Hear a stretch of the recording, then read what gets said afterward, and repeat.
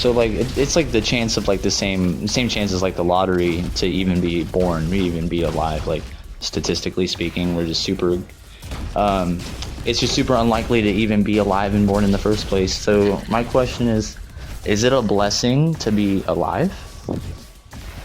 Instinctively, I feel like most people are gonna be like, yeah, of course. Like of course it's a blessing to be alive. The fuck. And I agree. Like I think that it is a blessing, just that in and of itself.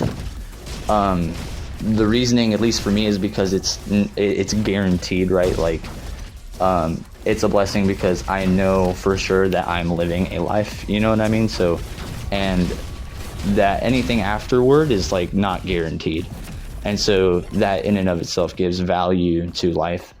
But like people go through so much suffering and just terrible shit. Then this one guy in the Holocaust who is just like seeing the, you know, his people and his family just like desecrated and just like the absolute worst of the human race. And he became a philosopher. I can't remember his name, but became a philosopher essentially because he grappled with this idea of how could God or let this happen, or how, you know, how is there meaning, or how is there meaning in this? How is there, you know, and it's a good fucking question. Like, I don't really have an answer, but it's something that it's a counterweight to when I think about it, whether or not life is good, I guess, objectively speaking. That's always like a big example. And he ended up becoming a famous philosopher and this and that, and writing a book and as he grappled with this idea.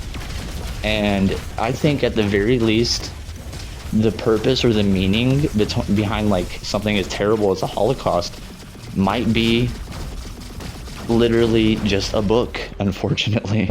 Like that might be the best thing that we get out of something as terrible as that. But it's like that's a lot of suffering to justify.